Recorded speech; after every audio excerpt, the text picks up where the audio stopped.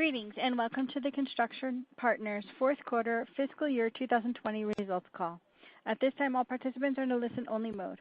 A brief question-and-answer session will follow the formal presentation.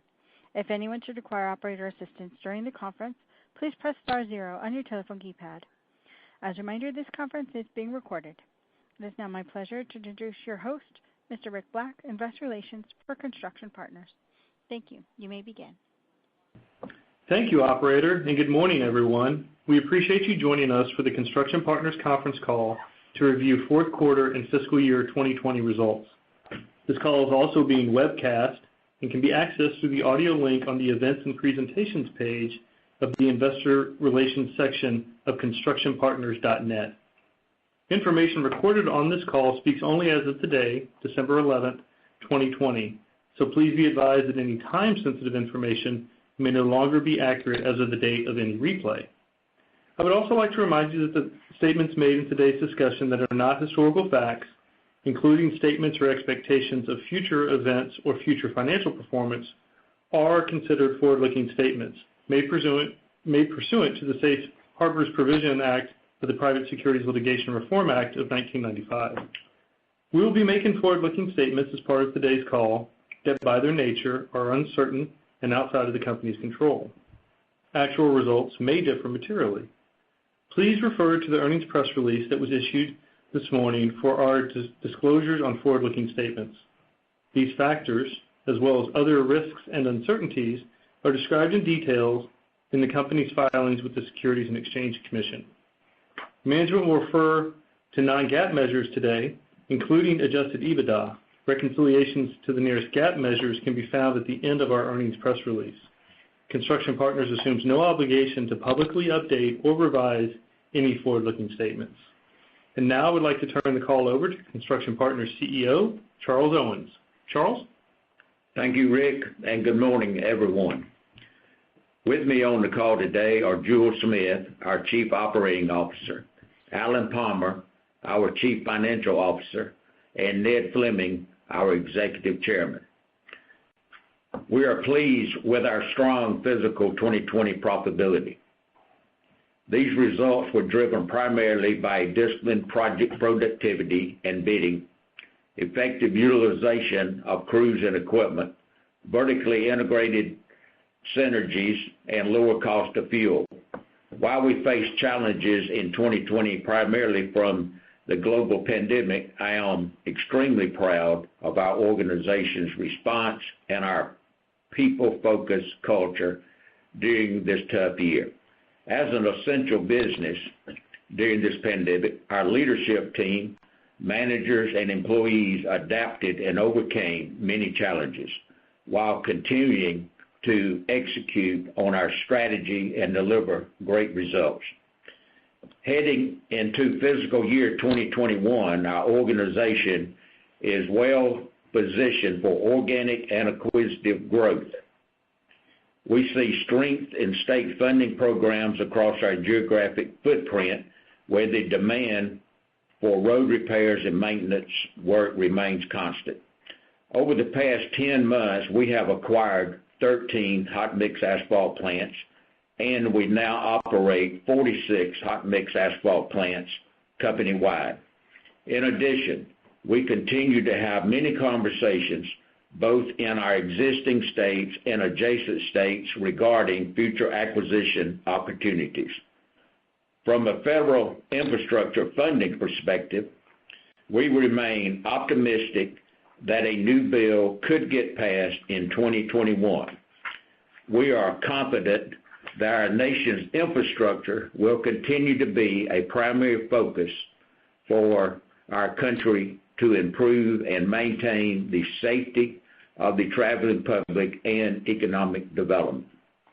Beyond these positive external factors, we are also very pleased with the transition over the past several months with the promotion of Jewel Smith to Chief Operating Officer.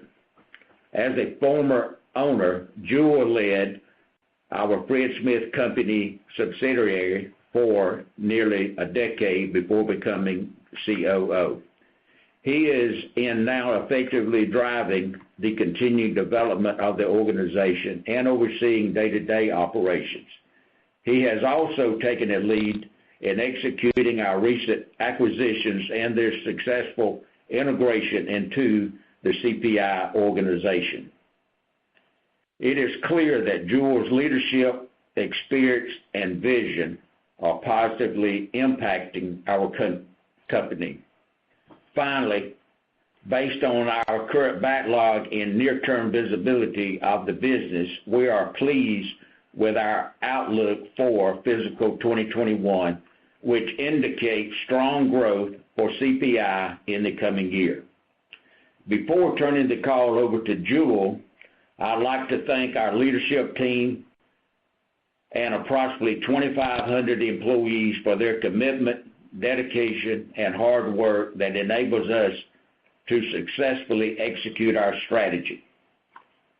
I'll now turn the call over to Jewel to talk about our recent acquisitions and to comment on operations. Jewel? Thank you, Charles. Good morning, everyone.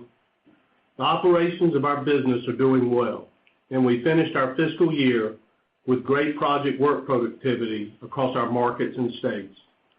I want to thank all of our employees for their dedication to staying safe and their hard work. As an essential business, we have continued to operate through the COVID-19 pandemic without significant delays. The flexibility of our employees and the effectiveness of our safety protocols have helped us to manage the pandemic-related challenges in our day-to-day operations. Now let's take a look at the demand and funding for our services. Overall, in the states where we currently operate, demand remains strong for the road repair and maintenance projects that comprise the public side of our business. State budgets and gas tax collections are stabilizing. We currently view potential 2021 upside in infrastructure spending in Florida, Alabama, and North Carolina, while we expect Georgia to remain relatively flat. In North Carolina, as we discussed in the past, the DOT has overcome its spending issues and has now resumed project lettings and is returning to a normal program. In addition, the state passed a new law that requires a higher percentage of the DOT budget to be spent on maintenance of their current infrastructure. Commercial work throughout our states has remained constant, and we do not currently see downward pressure or pullback on project bidding in the private market. Lastly, I'd like to provide an update on our acquisitions. In Florida, we are very pleased with the hot mix asphalt plants we acquired in fiscal 2020 and the synergies provided by our market concentration in the parts of the state where we currently operate. In the past 2 months, we have also completed 3 strategic acquisitions in North Carolina, adding 11 hot mix asphalt plants, further expanding our footprint in several growth-oriented markets. And as Charles mentioned, we continue to have conversations throughout our existing states and some adjacent states with potential acquisition candidates. Our leadership team is actively working on identifying and engaging with companies that fit well with our future growth plans. I'd now like to turn the call over to Alan to discuss our financial results. Thank you, Jewel, and good morning, everyone. I want to start by highlighting our key performance metrics in the fiscal 2020 results. Compared to the fiscal 2019, revenue was $785.7 million, up 0.3%. Gross profit was $122.2 million, up 50 basis points. Net income was $40.3 million compared to $43.1 million last year. Our adjusted EBITDA was $98.4 million, up 6.6%, and our adjusted EBITDA margin was 12.5%, up 70 basis points. Although the pandemic has been challenging for everyone, we have adapted to necessary protocols. Our managers, crews, and corporate support all did a great job of managing our business while we continued to work, grow our company, and maintain margins. We also managed through the downward pressure on top-line revenue, especially in the second half of the year, that resulted from less book and burn high-revenue projects that typically occur in the second half of each year. Importantly, while the competitive bidding environment was quite aggressive, we maintained our focus for project work margin rather than trying to achieve increased revenue at a detriment to margin. In the last few weeks of the fourth quarter, we also experienced higher than usual weather-related delays due to a continuous line of hurricanes and storms in the states where we operate. From a profitability perspective during the quarter, we benefited from lower diesel costs and pricing at our liquid asphalt terminal. We also increased our self-perform work during the quarter, where we use our own crews to do work we'd typically subcontract out, and we experience less overtime cost. All of these factors led to solid margins that expanded year over year. Turning now to the balance sheet, at September 30th, we had $148.3 million of cash and $39.3 million of availability under our existing revolving credit facility after the reduction for outstanding letters of credit. As of the end of the quarter, our debt to trailing 12 months EBITDA ratio was 1.08. This liquidity provides financial flexibility in today's uncertain economic environment and provides capital for potential future acquisitions, allowing us to respond quickly to growth opportunities when they arise. Cash provided by operating activities was $105.2 million for the 12 months ended September 30th, 2020, compared to $55.3 million for the same period last year. Capital expenditures for fiscal 2020 were $41.1 million, excluding expenditures of $11.5 million in the first quarter of this fiscal year to purchase equipment previously subject to operating leases. Project backlog at September 30th, 2020 was $608.1 million compared to $531.6 million at September 30th, 2019. Approximately 90% of the backlog will be completed in fiscal year 2021. This does not include any backlog for the 3 recent acquisitions.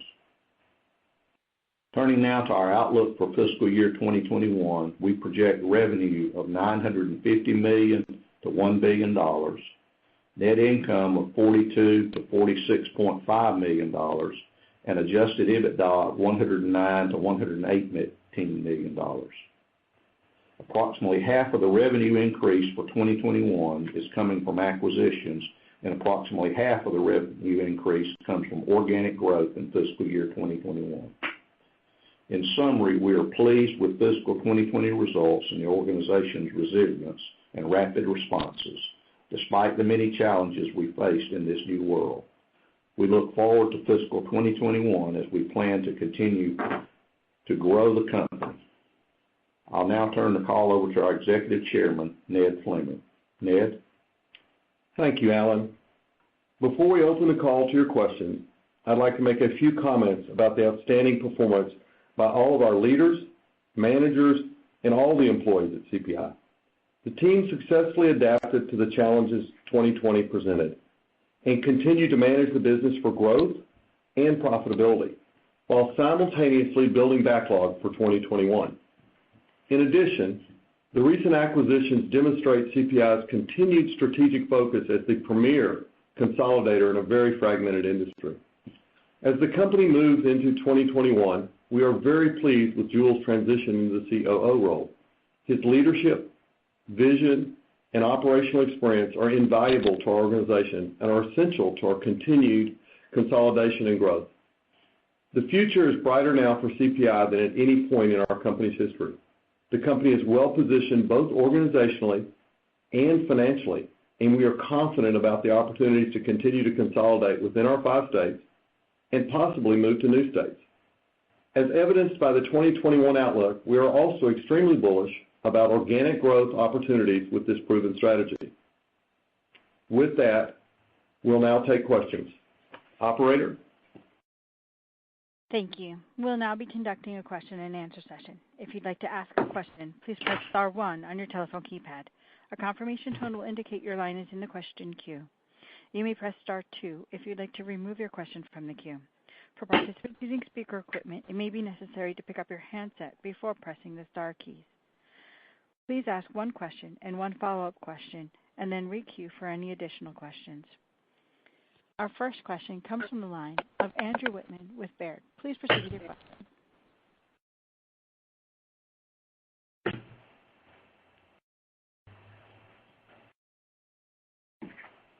Mr. Whitman, your line is live. I apologize for that. I'm sorry.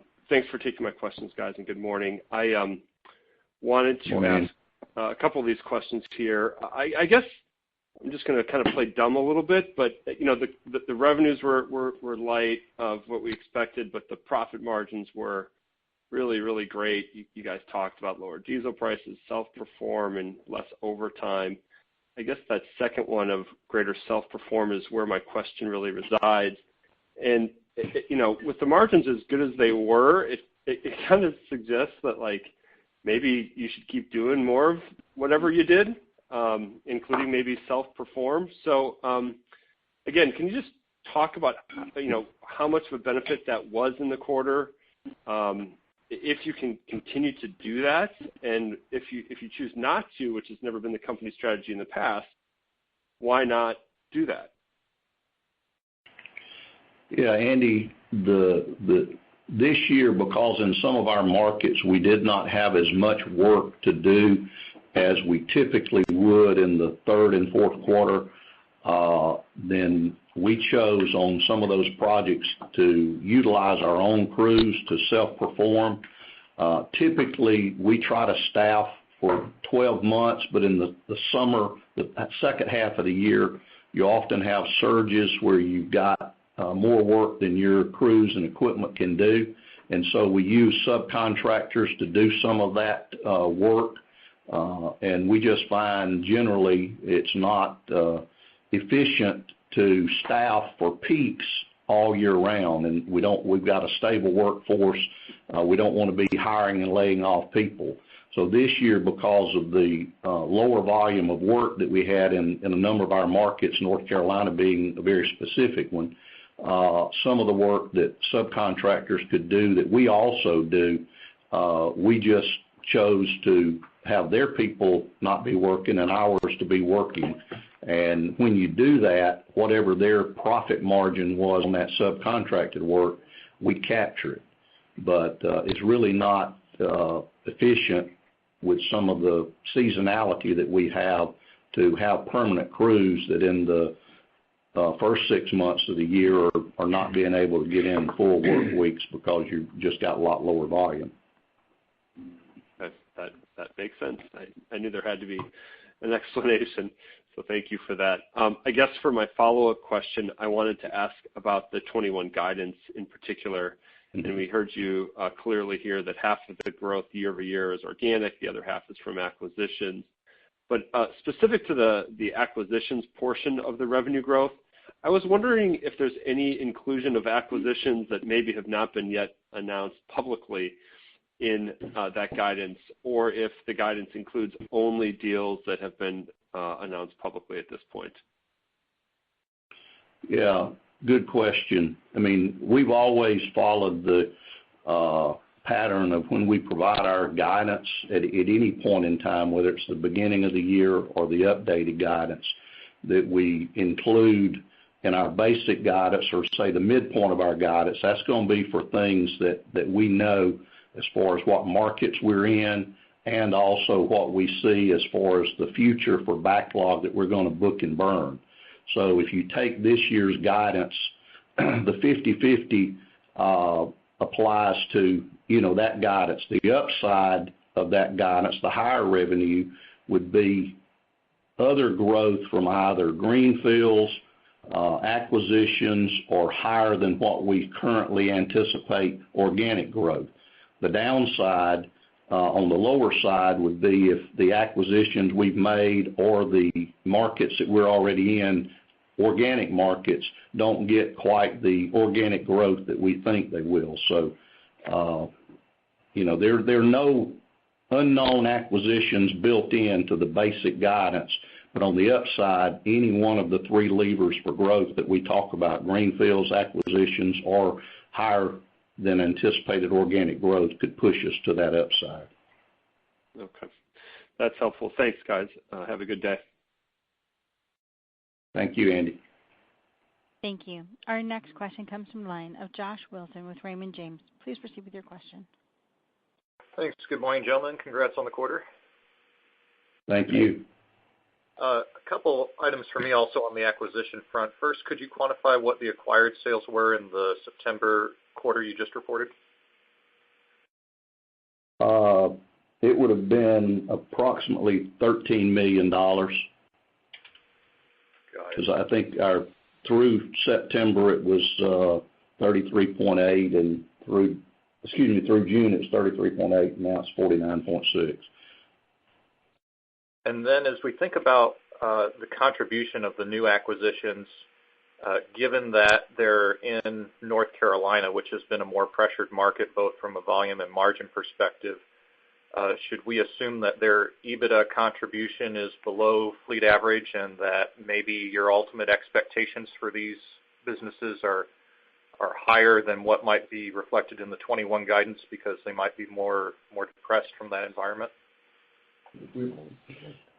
Yeah, I mean, that's a good question. I mean, as we say every time, we build our guidance from the ground up in all 46 markets.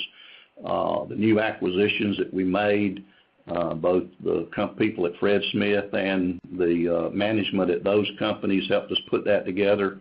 As you know, because they're in North Carolina, that's been a very tight market. The DOT did not let any really resurfacing projects for the last 18 months. So while, we've seen that recover starting in October, and I think Jewel talked about that some in his remarks, typically when that pipe opens back up, it's very competitive on those jobs that are being bid in those first few months. But we see a more normalized margin in that whole market, not just the acquisitions, but our existing markets in that state, more in the spring when the work gets back to a more normal letting size. So, but those acquisitions had some backlog when we acquired them, and while it's not in our September 30th numbers, we've taken that into consideration in putting together our overall guidance. Then if I could just squeeze in one more housekeeping item. Mm-hmm. Given the cadence of letting, are you still expecting the normal 40-60 seasonality, or is that going to be different this year because of the letting differences? No, our budget, as it currently stands, is just about back on target with a 40-60.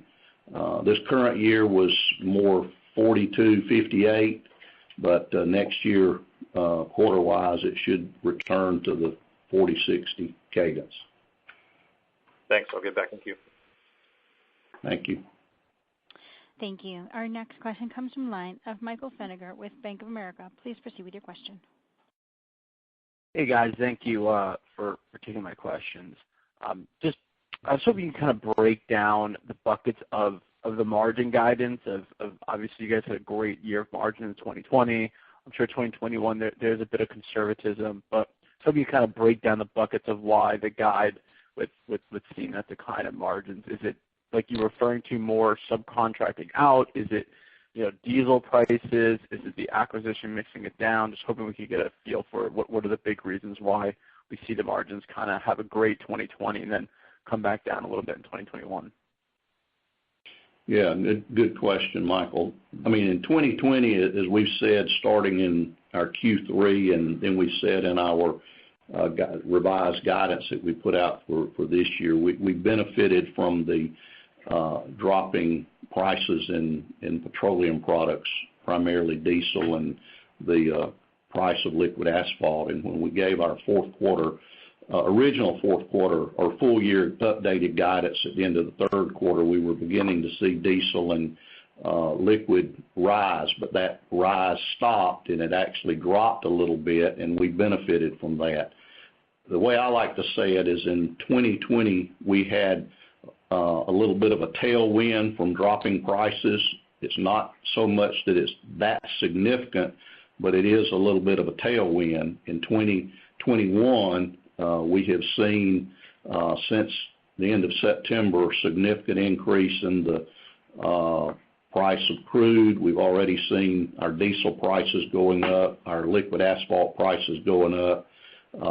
We don't see with the vaccines coming online that that's going to change. So while we pass along a lot of those costs and we've got indexes, there's always a little headwind. So if you take the lack of tailwind, or the tailwind we had this year and the headwind we're going to have next year, the amount there, that's probably 40 to 50 basis points in margin. So that's a large part of that margin difference is between having a little bit of tailwind and a little bit of headwind.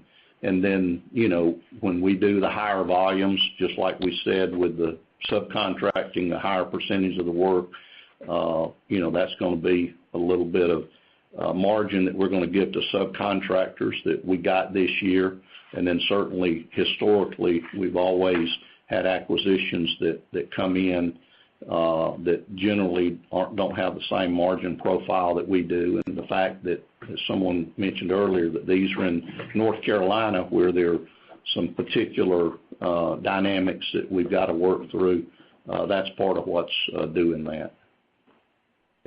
Got it. And you guys mentioned before, there seems like there's some hopeful consensus on infrastructure on the federal side. What are you assuming that can get passed this year?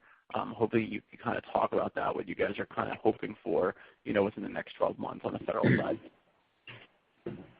From the federal side, as you know, there's always been discussions, been a very bipartisan conversation. In fact, the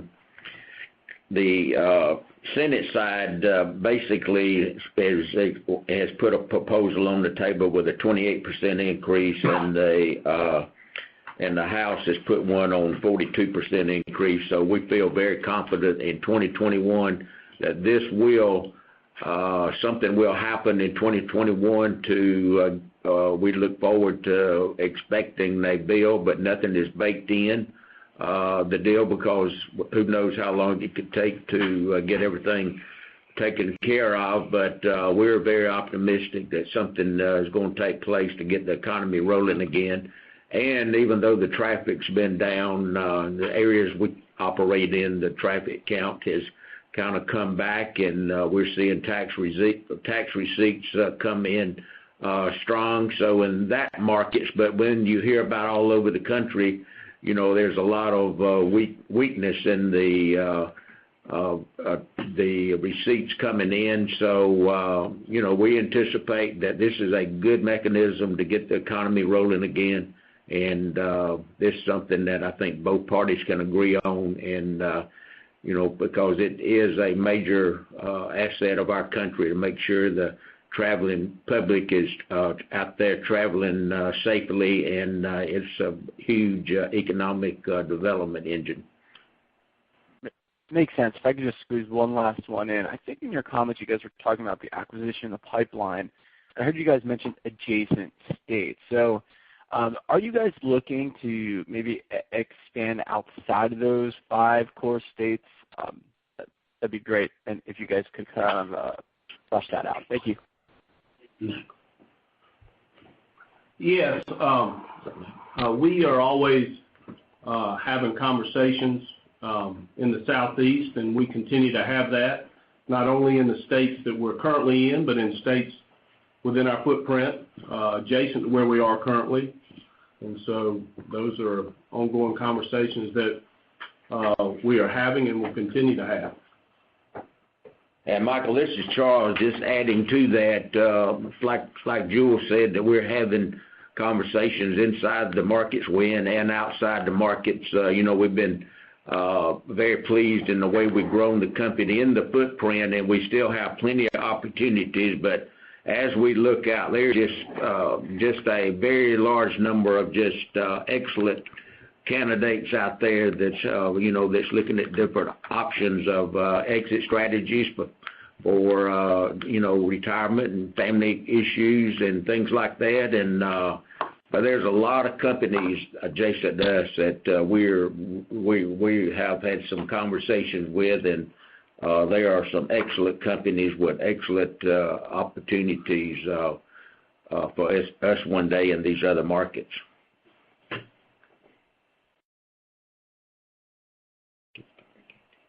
Thank you. Our next question comes from the line of Stanley Elliott with Stifel. Please proceed with your question.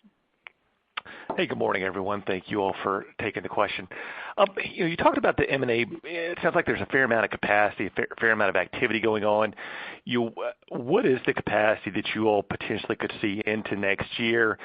And then I'm curious if maybe you'd be willing to be maybe a little more aggressive than what you would historically, if there are changes in the tax codes and things like that that are looking at some of these family businesses to look at other options. Well, there's, as we've always said, there's plenty of opportunities. Are we going to try to speed up our pace? We're going to take this growth as very profitable type growth, and we're not going to get out over our skis. And we have a lot of opportunities, and we really are going to just take care of each one of these one at a time and handle them. And we've got opportunities in all the states that we operate in, and the great thing is that we have a management team in each one of our companies, in our IT and our accounting, that we can fully integrate these acquisitions as they come on. And and doing these deals, the seller is the one that's in control of the deals, because it's their company and they know what their goals are, and they know how they want their company and their employees to end up when they leave the company. And so it's always, that's why it's always interested and good to have several targets out there to be talking to, because the sellers sometimes they don't all come together at the same time, and it's worked out very well for us. And so we don't see anything that's going to go different than what our normal business is, because we are a growth company, and we're going to grow by organic growth and greenfield and acquisitive growth. And acquisitive growth is a very, very key part of our growth strategy, and we'll continue to execute when the timing is right and the culture is right. Yeah, Stanley, just Alan, a comment. I mean, in an ideal world, we've made 4 acquisitions in the last, 9 to 10 months. If in a perfect world, we would have done 1 every 3 months. But as Charles said, the sellers are more the determinant of when those close and when they're ready to actually sell their company. I think we've demonstrated with 3 of those 4 being in the last 60 or 75 days that we can close them. We've got plenty of capacity to close them quickly if those opportunities present themselves. And as Charles said, that's why we have a lot of conversations going on at any one time, and why our flexibility to be able to close quickly when they're ready to sell makes us one of the preferred buyers out there, because we can keep it confidential, and that's very important to these family-owned businesses. And we can close when they're ready to. Great. And then hypothetically, let's assume we do get a new highway bill in the first half of 21. When do you start to see that in your numbers? Is that 12 months? Is it 18 months? Is it sooner than that? Any color would be great. I mean, typically, if you use the states, which in our states have raised taxes in the last few years, generally from the time it's enacted, not when it's passed, because it may be a delayed enactment, but typically from the time it's enacted, it's about 6 months before they start letting projects. Now, the good thing for us is that usually the early projects are maintenance and repair projects, so those end up on the front end, and those are usually quick start projects. But I would say conservatively, before it starts showing up in our revenue numbers, it's probably about 9 months. Perfect, guys. Thank you very much. Happy holidays. Okay, you too. Thanks, Stanley. Thank you. Our next question comes from line of Adam Thalhimer with Thompson Davis. Please proceed with your question. Hey, good morning, guys. Congrats on the strong quarter and strong outlook. Hey, can we start with private construction trends, kind of broadly what you're seeing in your states? Adam, this is Jewel. We continue to see strong activity in our markets throughout our states in the private markets, and lots of projects to bid on, and we monitor that closely. But right now, the economy seems to continue to have a lot of private market activity. Does it feel like that's more housing related than commercial, or are you seeing both, Jewel? Well, we're seeing both. I think obviously the low interest rates, the housing market's clearly strong. But, with a strong housing market, the commercial activity follows that. We're also seeing a lot of warehouse projects. With just the growth in online shopping, there's just a lot of demand for warehouse space and industrial development. So it's really several different things that are making up the private market right now. And Adam, part of that's being driven, like Jewel said, with the changing economy and how people get goods, and so the warehouses. But we're also seeing, because we're in the Southeast, there's a lot of relocation of both businesses and people to these areas because they're not wanting to get quarantined in places where they can't get out and enjoy things. So we're just seeing a lot of notices of companies that are relocating to more open areas, offices that are being designed and built that are going to accommodate what may become more of a norm than an exception of what we had this year, where people can still work and be safe. So. Okay, good. I think that's consistent. And then one for you, Alan. Wanted to ask about 2021 cash flow expectations. Free cash flow. Yeah. Well, basically, our outlook as far as as far as capital expenditures, in 2020 we cut back on our capital expenditures when the pandemic hit and cut a substantial amount out. So our CapEx for next year, our maintenance CapEx is going to be probably 20 or 30 basis points higher than normal. We say that normally it's about 3.25% to 3.75% of our revenue. It'll be a little bit higher than that. What we've got budgeted is about 3.9% of revenue, and part of that's due to catching up. It's also typically when we make acquisitions, their fleet is not going to be quite as up to date as ours is, so we're going to have some additional capital expenditures to kind of get it up to what we want. So those, since we're replacing items, even though it's in an acquisition, we treat that as maintenance CapEx. And then with the growth that we see organically for next year, and the fact that we held off on some of that growth CapEx that we cut out of 2020, I think we're going to be probably around 1%, just over a tad over 1% of our revenue. So overall, 2021 will be right around 5% total CapEx for the year. Okay. Any idea how working capital might swing with it's pretty good organic revenue growth.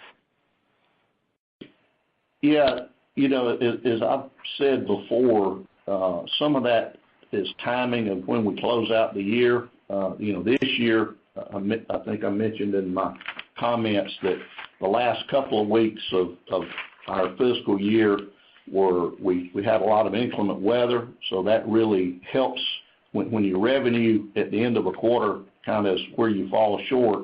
It helps your cash flow in that quarter, but I think that we should be able to have cash flow from operations similar to what we've had. We've in the last in 19 and when we added the asphalt terminal, we had a huge inventory we had to build and things like that, but a lot of that's behind us. We've said before during the pandemic, the DOTs have done a great job of making sure that we're getting paid timely, and we'd gone through some issues where they were kind of, because of some outsourcing they were doing in 18 and 19, that got us, slowed down some payments, but I think we should have a very strong cash flow from operations in 2021 like we did in 2020. Great. Okay. Thanks, guys. Good luck. All right. Thank you. Thank you. Our next question comes from line of Brent Thielman with D.A. Davidson. Please proceed with your question. Hey, thanks. Congrats on a great quarter, great finish to the year. Hey, thank you, Brent. Hey, Alan, you guys have completed a couple of deals since the end of the quarter. Is there any way you can provide the cumulative value for those deals? Just trying to get a kind of a pro forma sense for cash and debt since September. Well, we did not incur any debt to acquire them, so we did not, we had sufficient cash to do that, and so there was no, our debt to EBITDA on a pro forma would have gone down, and then the cash for those would have been in the, trying to think, some of them happened so quickly, in the $50 to $60 million range of cash that we spent for them. That would be before inventories. That'd just be for the hard assets and goodwill. Okay. And then are you guys still able to find deals in the multiple ranges you've historically talked about, kind of this mid to upper single digit range? I wonder how the pandemic and funding uncertainty, layer on top of that what's been going on in North Carolina, how that's impacted expectations out there. Brent, it really hasn't changed how we buy companies. We get, fair market value appraisals of the property, plant, and equipment. We look at their historicals as far as what kind of potential there is in the market and base the goodwill that we pay on top of the fair market value on that. So it really hasn't changed. As far as a multiple of trailing EBITDA, it's still in that 4.5 to 5.5 times trailing EBITDA with about, 35% of the total purchase price being goodwill. It really is not affected directly by, what's going on economically or in these cases in North Carolina. And these are very well-run companies, just like we were able to pivot and do some good things even during the pandemic. They're good managers that know how to manage their backlog and keep the business going. And we really weren't taking advantage of some kind of big downturn because of the letting situation. So really just, pretty much the same. Okay. And then one more, Jule, you talked about, the 4 core markets and that Alabama, Florida, North Carolina, makes sense. They should see it, probably pick up here in 21. Georgia's been a really strong market, it seems like, here in 2020. Is the comment, that market might be flat just a function of, the fact that it's been so strong this year? Is there anything more to that? Well, when we look at it, we look at the markets that we're in, and so we're looking at it from the ground up, and, and the ones we've got in Georgia may not have been the ones that saw some of the big dollars that you might have seen. So we're not really basing it on what the state as a whole is doing. We're seeing what projects they're going to be letting in our particular markets, and those profit centers one of those 46, the ones that are in Georgia. At the end of the day, we add up what each of those comes to, and for us, we're seeing that those markets are going to be flat. So there's differences throughout those, throughout the state, and I don't know what all has gone on in Georgia, but I do know in our markets we've not seen, a huge increase in the number of projects that are available to bid. Okay, I appreciate it. Thanks, guys. Thank you. Ladies and gentlemen, that concludes our question and answer session. I'll turn the floor back over to management for any final remarks. Okay, thank you very much. This is Charles, and I just want to thank y'all for your time and your patience, and thank you so much for those questions, and we were just excited to give you good answers on those, and I just want to wish everyone a safe and prosperous new year. Thank you. This concludes today's conference. You may disconnect your lines at this time. Thank you for your participation.